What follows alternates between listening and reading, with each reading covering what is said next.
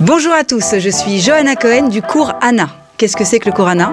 Le cours Anna est une école des arts de la scène située à Boulogne-Billancourt, Neuilly-sur-Seine et Paris 16e. Du plus petit de 3 ans jusqu'à ce que tu puisses tenir debout. Mais le cours Anna, c'est également des cours de théâtre, des cours de chant, des cours de comédie musicale, des cours de hip-hop, des cours de cinéma et des cours de stand-up. Alors, aujourd'hui, j'ai la chance, parce que le cours Anna, c'est également des podcasts, de recevoir un humoriste que j'ai découvert il n'y a pas longtemps. Je vous présente David Adria. Bonjour Johanna Cohen. Bonjour David. Comment allez-vous? Très belle introduction. Ça va pas bégayer. Franchement, le cours Anna, ils font tous les cours au monde. Bientôt cours de cuisine. C'est quand? Parce qu'on peut faire aussi cours de cuisine. On peut, écoute, on a de temps en temps lancé des petits workshops avec des petits ateliers cookies. Ouais, franchement, c'est sympa. Je crois que j'ai envie de m'inscrire. Même moi, j'ai envie de venir tous les mercredis. C'est quand? C'est quel jour? C'est tous les jours, c'est tous les mercredis, c'est tous les week-ends, c'est après l'école, c'est du périscolaire, c'est de l'extrascolaire. C'est incroyable. T'as vu un peu? Mais je crois que je vais copier ça, mais dans d'autres villes. Parce que j'ai vu que tu n'étais pas sur toutes les villes, donc je pense que je vais faire les cours à Azria dans 2-3 villes. Là, je vais faire une vraie concurrence. Bon alors, c'est bon, là j'attaque ou pas? Ouais, tu peux attaquer là. Bon, moi je voudrais savoir comment tu es devenu humoriste, parce que je pense que tu as quand même un passé qui n'est pas celui du rire tout de suite. Ouais, pas du tout. Moi, en fait, moi, je viens d'une petite ville juive très pauvre qui s'appelle Sarcelles. Tu sais, moi, j'ai toujours voulu faire ça, mais c'était compliqué de dire à mes parents à 18 ans, je vais faire ça et tout, c'était coup chaud. Donc, j'ai un bac plus 6 en finance de marché. J'ai été trader pendant 6 ans chez HSBC, entre autres. Et un jour, j'ai commencé à faire ça en hobby, chercher un stage en finance, et j'arrivais pas à trouver ce que je voulais. J'ai dit, bon, en attendant, fais un truc pour meubler tes journées. Il y avait un concours Jeunes Talents sur Internet. J'ai participé et première fois que je joue, je gagne. Et là, t'avais quel âge? C'était en 2016. Ok. 2016, j'avais 24 ans, je crois. Okay. 25 ans. Ouais. Donc pas de formation? Non, rien, je suis tout seul. J'écrivais des notes dans mon iPhone 4. Ouais, pareil. Ouais, j'écrivais, je regardais beaucoup. Je regardais beaucoup des vidéos, des trucs. J'aimais bien regarder des spectacles de gens pas connus ou de gens connus. Je regardais, j'aimais bien, je kiffais ça. Et je me suis dit, bon, peut-être il y a un truc à faire et tout. T'as vu, t'as gagné. Et puis au début, j'avais peur de recommencer. Je me dis, bon, t'as eu un petit succès et tout, c'est compliqué et tout. Deuxième scène, je refais une scène, je me rappelle bien, au Café Oscar. C'était au vote. C'était le public qui votait. Et j'avais fait exactement le même sketch mot à mot, éclaté. Genre, j'avais eu 2 votes, il y avait 100 personnes. Je me suis dit, je crois faut que t'arrêtes et tout. J'étais venu avec un cousin à moi, il me dit, mais elle est belle ta vie, tu travailles, t'as des fiches de paye, laisse tomber, t'as vu, c'est galère. Personne te dira, tu vas pas réussir, c'est compliqué. Et puis, de fil en aiguille, j'ai continué. J'ai rencontré un jour Samuel Bambi, que vous avez reçu aussi ici dans votre émission. Je rencontre Bambi un jour, je dis putain, j'aime bien ce que tu fais et tout. En plus, il était quasiment même âge que moi. Je lui dis, tu sais pas, je peux faire ta première partie. Il m'a dit, envoie une vidéo aux frères de Jamel Debbouze qui géraient leur carrière avant, à lui et Younes. Je lui envoie, il me dit, viens jouer samedi. Et moi, je fais Shabbat. Je dis, putain, merde, samedi, dommage. Putain, l'autre, il me dit samedi, c'est une opportunité. Moi, je joue que dans des caves éclatées et tout, Bambi. Et j'ai fait Shabbat en face du Jamel Comedy Club. J'ai loué un Airbnb. Donc, t'as dormi là-bas carrément? J'ai dormi là-bas tout seul. J'ai fait Shabbat. À la fin, je suis parti faire la première partie de Bambi. Et de fil en aiguille, j'ai commencé à faire tous les comédie clubs, les endroits, etc., etc. Et 2 ans après, j'ai arrêté mon travail. J'ai dit, c'est le bon moment. Est-ce que tes parents ont acquiescé? Ouais, non, moi, mes parents, à un moment... En plus, moi, j'ai eu ma fille à ce moment-là, et ma mère n'était pas d'accord. J'ai même un message de ma mère que je mettrai en début de mon spectacle. C'est, t'es vraiment sûr de ce que tu vas faire? Franchement, c'est très compliqué, t'as eu un enfant, tu prends trop de risques. Et je l'ai fait. Elle m'a accompagné, ma mère, elle est fière, hein, mais c'est vrai qu'au début, c'est compliqué, parce que tu gagnes rien. C'est clair. Donc, une mère qui n'est pas super... emballée par tes choix. C'est normal, parce qu'elle pense à la sécurité de son fils, surtout quand tu as un enfant. Honnêtement. Non, mais surtout quand tu as un bac plus 6, que tu es trader, que tu as quand même une vie qui... C'est ça, exactement. Et même par rapport à ma femme, moi, je rentrais tous les soirs, il était 8 heures. Moi, je suis jamais là le soir maintenant. Bon, la chance que j'ai, c'est que ma femme, elle travaille en télétravail, donc on se voit toute la journée et tout. Mais c'est compliqué de passer à une vie où tu te maries avec quelqu'un, où tu es là tout le temps, et à un gars où tu le vois en coup de vent, quoi.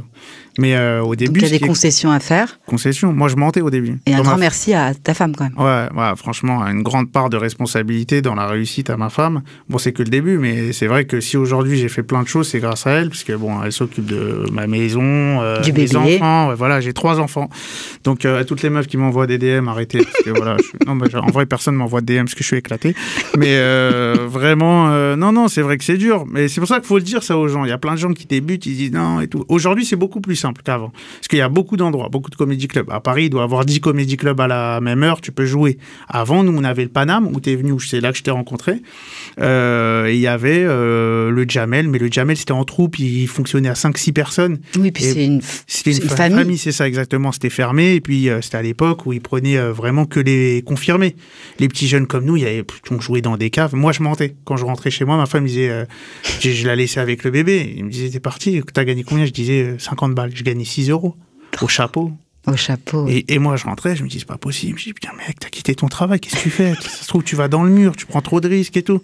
Genre, j'endormais pas la nuit. Mais qu'est-ce qui t'a donné cette motivation de continuer et surtout d'y croire? En fait, moi, j'étais pas heureux dans le travail que je faisais. Tu sais, c'était pas tangible. Je faisais quelque chose, bien sûr, tu gagnais bien ta vie, mais bon, si t'es pas heureux, à un moment donné, je regardais les gens, personne ne se parlait. J'arrivais au travail, c'est horrible. Tu parles à personne.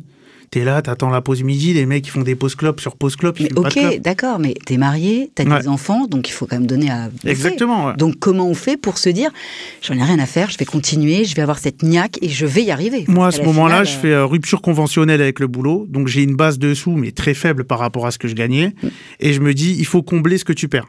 Donc à ce moment-là, je joue partout. Restaurant, boîte de nuit, j'ai joué chez Jean Rock au Viprum. Ah oui. J'ai joué sur j'ai fait tout et n'importe quoi. J'ai joué, je fais des soirées, des anniversaires, mais après il faut jouer, il faut gagner ta vie. Et t'apprends vu que j'ai pas fait d'école, j'ai pas fait de cours et tout.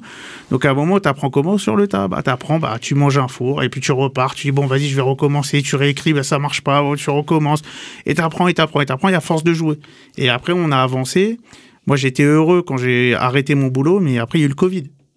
Covid, c'était un stress ultime. Je me dis, tiens, c'est pas possible, le sort s'acharne, t'arrêtes, je commence à être bien. Et là, le Covid.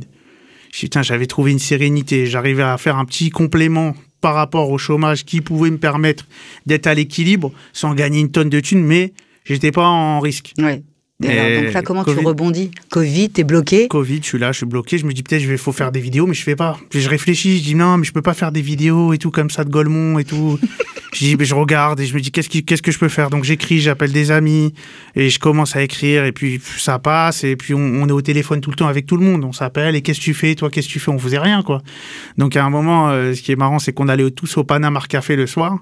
Le Paname est resté ouvert, donc on faisait des attestations. C'était drôle parce qu'on faisait des fausses attestations pour nous-mêmes, c'était incroyable. Et on arrivait là-bas et on partageait, on jouait tous ensemble aux cartes, on faisait on a fait des podcasts, des jeux avec Boudère, avec Claude MC Solar, avec Redouane Bougueraba. Tous les soirs, on parlait. Ça nous permettait. Il n'y avait pas de public, on était entre potes, mais ça nous permettait de sortir un peu, de se rappeler c'était quoi avant les stand-up, les images, les trucs. Et puis j'ai dit, en vrai, c'est ça que je veux faire. C'est ça. Je dis, bon, qu'est-ce que tu fais? Et puis après, ça s'est arrêté. Le Covid, ça a repris et j'ai connu Kev. Kev, il a ouvert le Fridge à l'époque.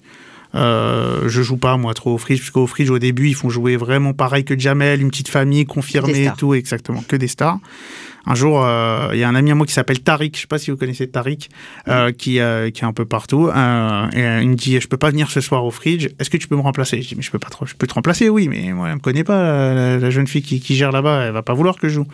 Il me dit, mais si, t'inquiète pas, je l'appelle 2 minutes avant, il y a pas le choix, de toute façon, il y a que toi. Je dis, bon, vas-y, joue, j'y vais, je joue, et il y a Kev dans la salle. Et je fume la salle, et il me dit, frérot, tu joues chez moi? Je dis, je vais être honnête, je joue jamais, frère, j'ai demandé, mais bon, après, je peux comprendre et tout. Il me dit, prends mon numéro, et de fil en aiguille, on est parti presque 2 ans sur Fun Radio. On a fait Fun Radio ensemble. J'ai rencontré Arthur grâce à Kev.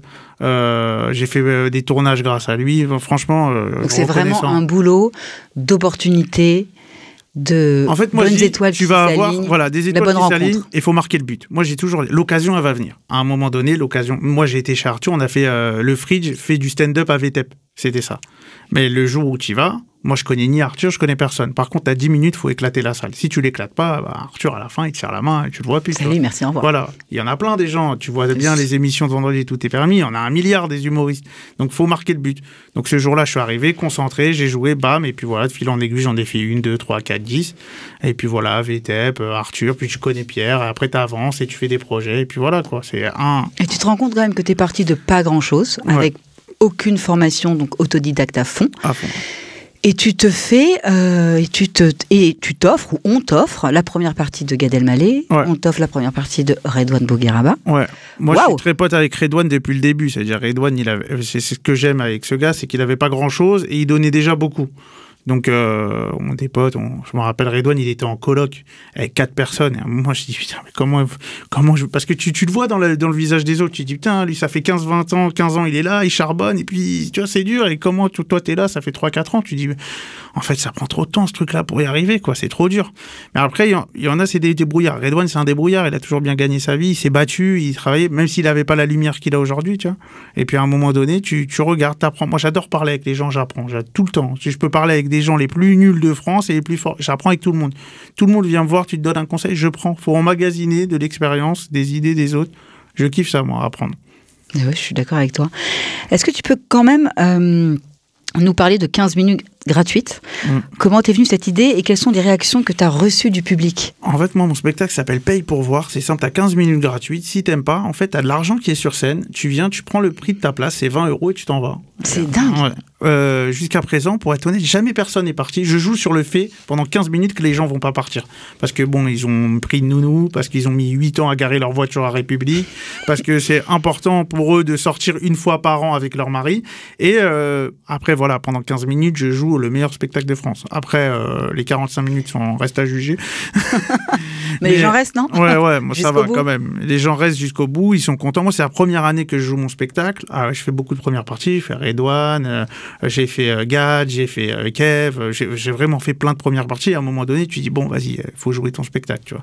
Parce que dans le stand-up, avec les cours que vous donnez, vous voyez, il y a un set de 5-10 minutes de certains humoristes qui ont ça souvent pendant 5, 7, 8 ans. Et après, tu as les humoristes qui jouent leur spectacle. Mais en fait, la lumière, tu vas la chercher avec ton spectacle. Bien sûr. Est-ce qu'il y a des sujets sur lesquels tu ne vas pas plaisanter dans ton spectacle, où tu peux et tu te permets parce que tu as la dextérité pour parler de tout? Moi, j'essaie pas de parler politique, ça m'intéresse pas. En vrai, c'est pas que ça m'intéresse pas, mais en fait, je pense que les gens ont leur avis et tout. On peut faire des petites blagounettes et tout, des trucs, mais vraiment, il y a des gens qui font ça bien, tu vois, genre Gaspard Proust, il le fait très bien, Haroun, il le fait très bien. Il y a des gens qui sont forts pour ça. Moi, je suis pas là-dedans, je laisse les autres faire. Moi, j'aime bien, moi, parler de moi, de ma vie, de l'observation de ma famille. Moi, je parle beaucoup de ça sur scène, sur le fait qu'il faut avoir le choix. C'est pour ça que ça s'appelle Paye pour voir. T'as le choix. Si t'aimes pas, tu peux partir au bout de 15 minutes. Je t'oblige même pas, tiens, reprends ton argent. Moi, j'ai le choix. J'explique que mon père, dans sa vie, il a eu le choix d'être riche, mais il est devenu pauvre. C'est ce que j'explique. Toute ma vie, les choix, les gens, l'observation, beaucoup, sur mon quotidien, sur ma vie, sur mon judaïsme, sur les gens, etc. Mais moi, vraiment, j'essaye de pas écorner les gens quand je viens. Vraiment, c'est bon délire. C'est vraiment pas de prise de tête. Je veux faire passer un bon moment aux gens. Le mec me dit, j'ai passé un bon moment, voilà, c'est cool, t'as kiffé, voilà. C'est le principal. Exactement. Et alors, tu construis comment tout ton spectacle? Est-ce que tu travailles seul? Est-ce que tu travailles en binôme? Non, moi je travaille seul, ou on écrit avec des poteaux de temps en temps. J'écrivais avant, on faisait des ping-pong souvent, ça m'est arrivé de le faire avec Bambi, avec Tariq, avec Redouane, avec plein de gens. On fait des ping-pong, on se voit, on parle, comme on parle là, on parle de vannes, je fais, tu sais, j'aimerais parler de ce sujet. Je dis, ouais, tu pourrais dire ça, et l'autre, tu pourrais dire ça, mais c'est informel, tu vois, on n'a jamais vraiment où t'appelles un pote, tu dis, écoute, j'ai un sujet, est-ce que tu peux me donner des idées, toi et lui il m'appelle, c'est vrai, c'est des ping-pong, tu vois, avec plein de gens, on est autour d'une table, ça discute, Gad il est là, Kev il est là, Roman, Redouane, Tariq, même le patron du Paname, plein de gens sont là, on discute, tu vois, on discute, et c'est de discussion que tu arrives avec des idées, quoi. Tu dis, bon, bah vas-y, c'est sympa. Et puis, des fois ça marche, des fois ça marche pas, mais bon, tu reviens le lendemain, tu retravailles. C'est clair. Donc toi, tu n'as pas de formation théâtrale? Non, rien du tout, zéro. Okay. Est-ce qu'avec du recul, tu pourrais conseiller à des jeunes qui ont envie de se lancer, que ce soit pour faire du théâtre ou faire du stand-up, de prendre des cours, de se nourrir à travers les cours? En fait, les cours, il faut avoir l'opportunité aussi de le faire. Tu vois. Moi, à l'époque, je suis même pas au courant qu'on fait des cours de stand-up. Tu vois. Là, tu me l'as appris en introduction, mais moi, je savais même pas que ça existait. Puis au fur et à mesure, un mec qui me dit, bah écoute, moi, je fais des cours, je peux venir, un truc. Bon, après, faut faire des cours. Roman Fressinet, il a fait l'école de l'humour de Montréal. Il a gagné. C'est une vraie formation de 2 ans sur les principes du stand-up, etc. Il y a plein de choses. Mais en France, moi, je n'étais même pas au courant. Donc, je m'étais dit, en fait, c'est des gens, ils viennent, ils apprennent, quoi. Mais il y avait des cours de théâtre. Je pense que j'aurais peut-être dû faire des cours de théâtre, mais c'est jamais mort, tu vois. Moi, je suis... Bien sûr. Ouais, là, par exemple, je vais tourner pour Paramount. J'ai jamais tourné. J'avais tourné avant des petits trucs. J'ai tourné dans en tant que comédien. Ouais, en tant que comédien. C'est la nouvelle série de Patrick Timsit. Franchement, je suis arrivé, je connaissais. Ouais, vas-y, je connais, vas-y, donne-moi. Il y a un truc à apprendre, je l'apprends, viens, on y va, on va parler, frère. On sait faire. Le mec, il me dit, t'as déjà fait et tout, c'est bien. Bah non, j'ai jamais fait, ouais. Comme ça. Après, voilà, t'apprends. T'as été coaché? Ouais, voilà. Par contre, tu peux être coaché, tu vois. Moi, c'est ce que je fais. Il y a des coachings que tu prends sur une semaine où tu as quelqu'un qui te donne la réplique, quelqu'un qui dit, écoute, sur cette scène, tu dois être plus comme ça, plus positionné. Il y a un coaching après. Ça, faut le faire, ça. Ah, ok. Donc, ouais. T'es quand même dans la transmission. Ouais. Non, moi, il faut apprendre, parce qu'à un moment donné, c'est un métier. Moi, le cinéma, je connais rien. Je suis honnête, je connaissais rien. J'ai vu 3 films dans ma vie au début. Moi, je suis passionné de télé. Je travaillais avec Cyril pendant 1 an et demi chez H2O. Moi, j'adore la télé. Je produis des émissions de télé, entre autres. J'ai produit TF1, France 2, M6. France 2, M6. J'ai fait plein d'émissions. J'ai produit aussi des programmes pour W9. Non, j'ai fait des trucs. Moi, j'adore la télé. Je suis fan de télé. Mais le cinéma, c'est vrai que quand tu regardes, tu connais pas, c'est un vrai travail. Il y a des milliards de comédiens. Et nous, on a ce truc où les stand-uppers, les gens viennent plus facilement nous voir parce qu'on est sympathique, on est facile d'accès. Les gens, ils nous voient sur scène, ils disent, bon, il est cool, lui et tout, je vais lui parler. Mais vraiment, il y a des formations et il faut le faire. Si tu sais, moi, je ne savais pas qu'il y avait des formations stand-up. Non, il y a des écoles, oui. C'est ça. Il y en a aujourd'hui, ça s'est hyper bien développé. Oui, je suis d'accord avec toi. Est-ce que tu stresses un peu ? Comment ça peut se gérer, ce stress avant de monter sur scène, si David Azria est stressé avant de monter sur scène ? Ça dépend où, tu vois. Genre, au Paname, très rarement j'ai le stress parce que c'est chez moi, tu vois, je sais où je mets les pieds. Je sais pas si tu avais vu cette série des frères Scott à l'époque, tu te rappelles des frères Scott? T'as Nathan Scott disait quand je joue à domicile à Trill, il peut rien nous arriver parce qu'il connaissait exactement le parquet où il était, comment le ballon rebondissait. Ouais, moi au Paname, c'est très rare de m'attraper. Ouais, vraiment, c'est vraiment quasi impossible que je stresse. Mais il y a des endroits où là, j'ai joué. Mais quand on stresse, c'est parce qu'on a peur que le public ne bien sûr. fonctionne pas. Des conditions. Je joue dimanche dernier. Je le dis encore, je ne sais même pas pourquoi je l'ai fait ce truc-là. Il y a le CEJ qui m'appelle, Centre européen du judaïsme. Comment il s'appelle le président Meyer, je sais pas quoi. Meyer Habib, l'autre là.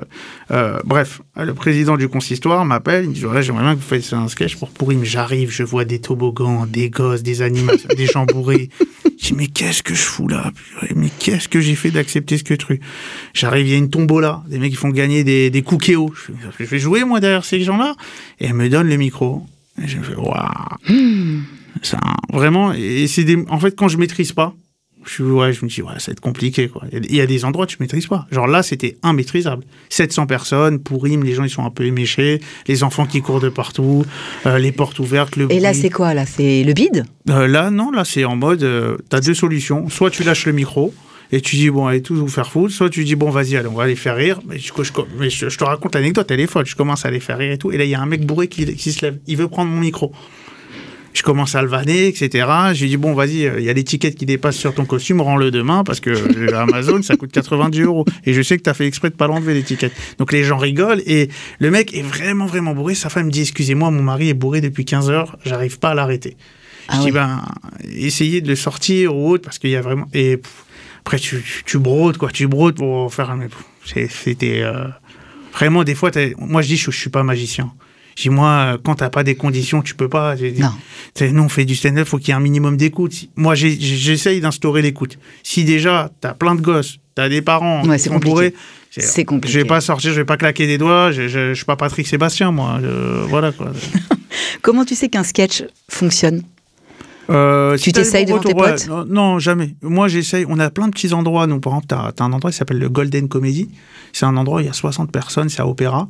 C'est des petits endroits comme ça, ou comme le Paname, tu vois. On vient, on teste si ça marche, et puis là... Encore maintenant, tu vas te tester dans d'autres... T'es obligé. Okay. Tu joues, t'écris, parce que bon, des fois, je te raconte un truc, tu me dis, ouais, c'est marrant, mais bon, je vais aller jouer devant 50 personnes, et eux, ils vont me faire comprendre que c'est pas marrant. Ouais. Moi, je dis toujours, nous, on n'est pas des chanteurs. Nous, on sait quand c'est pas marrant. Hein. Les chanteurs, il peut chanter, le mec, à la fin, il applaudit.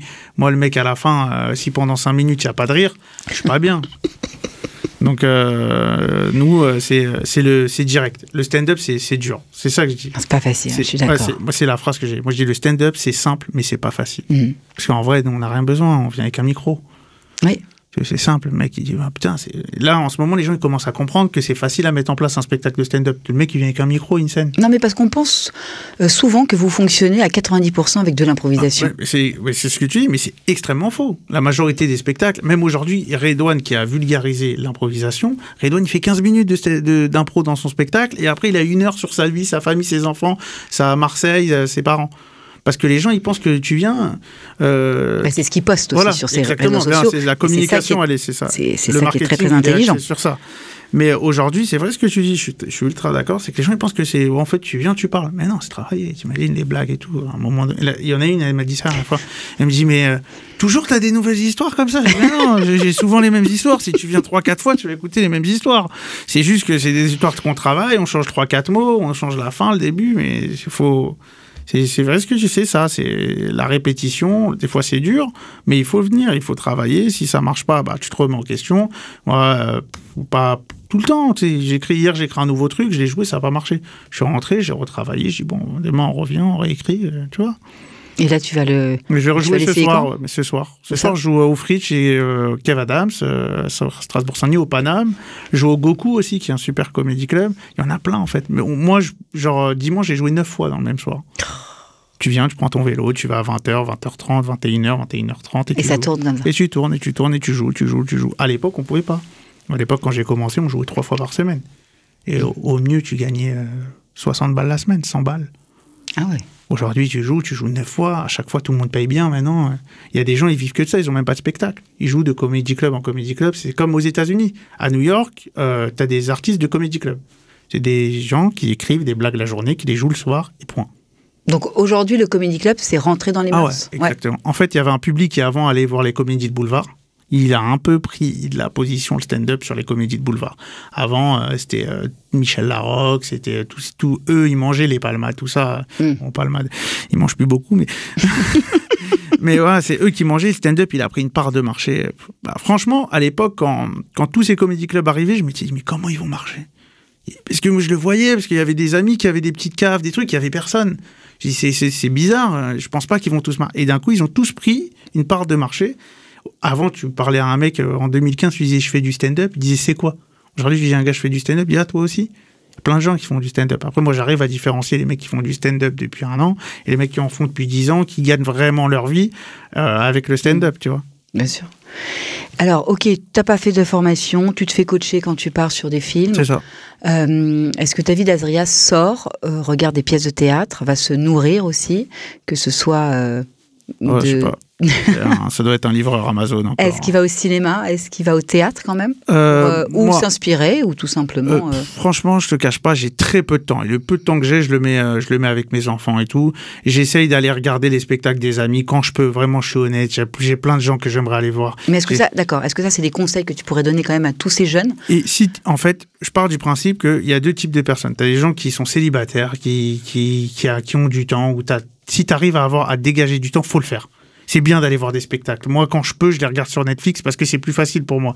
Mais en réalité, d'aller au cinéma, c'est beaucoup plus intéressant que de le voir chez toi, le film. Il y a une expérience en théâtre, quand tu vas voir un film, c'est vrai, une pièce ou un one-man, c'est beaucoup plus intéressant. Mais il faut y aller pour regarder ce qui se fait. Tu dis, ah ouais, t'as vu comment il prend la position sur la lumière? Tu dis, ah t'as vu, lui, il entame son spectacle, il rentre 2 fois, il sort au milieu, il va vers le public. En fait, t'apprends, t'emmagasines, tu vois, tu regardes, tu dis, ah ouais, il y a des trucs qu'on pourra améliorer nous aussi dans notre spectacle. Mais il faut regarder. Bien sûr, il ne faut pas copier, mais il faut regarder pour dire, bon, en fait... S'inspirer aussi. S'inspirer, c'est ça. Tu dis, sachant que la majorité d'entre nous, on n'a pas fait d'école. Donc, à un moment donné, il faut parler aux gens. Toi, tu fais quoi quand tu rentres dans ton spectacle? Toi, tu fais quoi quand tu sors? Tu sors à la fin. Est-ce que tu reviens? Tu parles au public? Tu vois, il y a plein de choses à savoir, tu vois. Et tes techniques à toi, c'est quoi? C'est tu prends une feuille, stylo, téléphone. Tu enregistres? Avant, j'étais beaucoup lutin. J'avais un lutin comme les enfants. J'écrivais tout au stylo. Parce qu'en fait, moi, quand je bossais dans la banque, c'est une vraie histoire. J'avais toujours, dans la finance, on a plusieurs écrans. Donc, j'avais 3 écrans fake. donc qui faisait style que je travaillais. J'avais un écran Bloomberg avec les courbes de taux, etc. Et j'avais toujours un fichier Excel et j'écrivais dans les cases Excel. Parce qu'ils pensaient que je mettais des chiffres et je faisais des calculs. Et j'écrivais des sketchs dans les cases Excel. Et des fois, j'écrivais à la main. Parce que quand t'es sur un bureau où t'écris, les mecs, ils pensent que tu bosses. Moi, ils pensaient qu'ils bossaient, les mecs me voyaient tout le temps. Putain, David, on va à la pause club, tu bosses? Ouais, bah les gars, revenez après. Et je fumais pas, mais ils me voyaient toujours, et j'écrivais tout le temps quand j'étais... Après, j'ai pris le téléphone, les notes de l'iPhone, tout le temps, je note.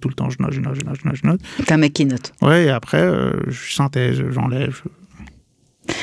Quelle est la meilleure réaction que tu as reçue d'un public auprès d'une de tes performances? Ah, je sais pas, une fois, un jour, il y a un gars, il m'a dit, j'étais à un enterrement de ma tata il y a de ça 2 jours, et je voulais pas venir. Je voulais pas venir parce que ça fait 2-3 jours, on est vraiment pas bien avec toute la famille, etc. Il m'a dit, tu m'as fait oublier mes problèmes pendant quelques minutes. J'ai dit, tu vois, moi, je cherche pas plus que ça, tu vois. T'as passé un bon moment, t'as oublié un peu, t'as pris un peu de baume au cœur, puis t'es parti, c'est pas grave, ça s'est arrêté. Peut-être que t'es sorti du spectacle et puis t'as pensé à autre chose, t'es revenu un peu triste. C'est pas grave, je voulais pas plus, moi, je voulais juste te faire passer un bon moment. Et de toute façon, les gens, quand ils rigolent, ils me donnent, moi, le power. T'as bien vu quand t'es venu au Paname, moi je joue avec le power des gens. Si j'ai pas de power des gens, dans le public, je suis éteint. J'ai pas de personnage, moi. J'y vais à l'énergie. Je vais chercher l'énergie avec les blagues. Tu me donnes de l'énergie, je fume. Et dès que tu me donnes l'énergie, c'est un contact, c'est ensemble. Prends ce que t'as à prendre, viens, t'as payé ta place, tu dois rigoler. Et ce que je dis aux gens, des fois, t'as des gens, ils payent, ils viennent, ils font la gueule. Je dis, putain, mais les gars, mais c'est quoi l'objectif, tu vois? Et t'imagines, nous, la folie, c'est Kader Aoun qui me disait ça. Et Kader Aoun, pour ceux qui ne savent pas, c'est lui qui a créé H, Burger Quiz, qui a fait la carrière de Jamel, Eric et Ramsey, entre autres. Et c'était lui qui était à l'époque directeur artistique du Paname. Il me disait, t'imagines la folie d'un humoriste? C'est un mec qui vient à n'importe quelle heure et qui va dire à 100, 200, 2000 personnes, écoutez-moi, je suis plus drôle que vous. T'imagines la folie déjà qu'il faut avoir pour dire ça aux gens? Il faut avoir une certaine confiance. Oui, déjà. Bien sûr. Et t'imagines, et des fois, t'as des mecs qui disent ça, et ils marchent pas du tout, et ils sortent, ils font, non, mais franchement, c'était cool. C'est super, les mecs. Nous, on a une blague avec Gad, c'est qu'on dit, on connaît des humoristes par applaudissement. C'est des mecs qui sortent, fait par applaudissement, qui connaît les lévriers, par applaudissement, qui connaît les hommes, et à la fin, putain, j'ai cartonné, je fais 2 applaudissements, là, les mecs, c'était super. Quelqu'un veut un coca? Quelles sont les prochaines étapes que tu aimerais franchir dans ta carrière? Moi, l'objectif, là, à court terme, c'est de bien remplir le spectacle. Je change d'horaire. Je jouais le samedi à 21h30. Je vais jouer tous les jeudis à 20h. Tu peux me faire ta promo, mais à l'Apollo. On veut ta grosse promo, là. Je joue tous les jeudis à 20h à la rentrée à l'Apollo Théâtre. L'Apollo Théâtre qui a récupéré mon ami Cyril Hanouna, que j'embrasse. Voilà. Je joue là-bas tous les jeudis à 20h. Je jouais le samedi à 21h30. Mais il y a un truc qu'il faut dire. Pourquoi j'arrête le samedi? Parce que moi, je suis chômeur Shabbat. Je fais Shabbat. Donc, il y a le problème, c'est que le samedi, si j'ai mon spectacle, je suis plus dans Shabbat du tout dans ma tête. C'est-à-dire, je pense au spectacle et tout, et les résas. Shabbat, il sort, j'allume mon téléphone. Alors, il y a combien de résas? J'appelle la billetterie. Ok. Ah mince, mais tu peux pas. Donc, t'es pas serein. T'es pas serein, en fait. Un vrai Shabbat. Exactement. Et le samedi, je préfère être tranquille maintenant, jouer dans les comédie clubs ou rester chez moi, tout simplement. Et le jeudi, c'est un bon jour pour jouer son spectacle à Paris. Donc, le jeudi? Le jeudi, 20h. Ça, 20h à l'Apollo. À l'Apollo. Et là, je vais tourner pour Paramount Plus une nouvelle série avec Patrick Timsit, entre autres, qui va se tourner à Marseille sur l'univers de l'immobilier. Puis on a un autre film encore qui va se tourner aussi normalement avec une grosse plateforme et on va communiquer bien sûr. C'est avec Black Peas, c'est la boîte de Xavier Niel que j'embrasse. Pareil, une rencontre un jour via un comédie club, on rencontre. C'est que des rencontres. Hein. Voilà, c'est vraiment un job de rencontre. En fait, à un moment donné, moi, il y avait un truc que j'avais du mal, c'est quand je faisais mon métier, c'est que je rencontrais personne parce que je jouais, je partais. Parce que vu que je travaillais tôt le matin, je pouvais pas rester discuter. À un moment donné, tu dis, tu travailles à 6h, tu vas discuter jusqu'à minuit. Mais en fait, il y a un travail de scène à faire. Et puis les gens, quand ils sortent de scène, généralement, ils ont envie de discuter avec toi. J'ai bien aimé ce que tu as fait, ou plutôt, j'ai pas aimé, ça arrive aussi, tu vois. Mais il y a de la discussion aussi. Il y a un réseau qui est important aussi à créer humainement. Les gens s'attachent aux personnes. Tu as des gens, ils sont super sur scène, ils sont antipathiques. On en connaît plein, j'en citerai pas. Mais il y a plein de gens, ils sont antipathiques. Tu n'as pas envie de parler avec eux. Et il y a des gens, des fois, ils sont peut-être moins forts que certains, mais ils sont sympas. Donc là, tu as... Voilà, donc tu as envie de parler avec eux, tu as envie de partager. Écoute, moi, j'ai un projet comédie. Comment j'ai connu, moi, cette boîte de Xavier Niel Un jour, je joue dans un comedy club, on m'envoie un message, on me dit, je t'ai vu hier, je crois que c'était au Panama ou au Free, je sais plus. Il me dit, on peut se boire un café, je produis des films. Oh, tu connais des mecs, qu'est-ce qu'il produit et tout ce gars. Donc, j'y vais, je rencontre un gars qui s'appelle Patrick Holzman, qui a fondé Allociné. Et puis de fil en aiguille, on est devenus potes, on a écrit.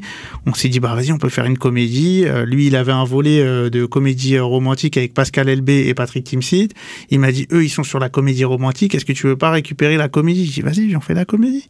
Et là, on s'est mis à écrire un film, une série, on avance. Et maintenant, voilà, ça va partir en prod l'année prochaine, fin d'année là déjà, et puis l'année prochaine aussi. Est-ce qu'il y a des projets que tu as refusés? Non, moi je pense Danse avec les stars, franchement, non, je rigole. Je voulais, mais après Natacha Saint-Pierre était sur mes côtes et tout. Après j'ai dit, attends, Natacha, tu trouveras mes blessures et mes faiblesses. Non, mais franchement, j'ai fait beaucoup de choses. Franchement, moi je prends au feeling. Tu vois, je suis au feeling. J'ai fait de la radio, j'ai bossé sur Fun, j'écrivais sur Inter, j'ai écrit pour des gens d'RTL. En fait, je suis au feeling. Des fois, ça m'intéresse pas, je fais pas. C'est incroyable, t'as quand même un CV juste énorme. Au début, j'ai beaucoup écrit pour les gens. Et à un moment, je me dis, j'ai beaucoup eu cette question, j'ai écrit avec Kev aussi. Et à un moment, j'ai eu cette question, j'ai dit, David, toi, t'as un numéro, arrête de donner ton jus. Je le pensais. J'aimais bien le faire.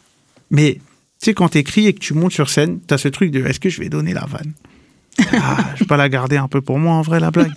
Je dis, bon, vas-y, tu le fais une fois, 2 fois. Et je dis, bon, il y a des gens, ils veulent le faire, vas-y, laisse-les, va faire ta route et tout. Des fois, c'est relou. Franchement, des fois, je suis passé à côté d'opportunités parce que j'ai refusé de donner des blagues.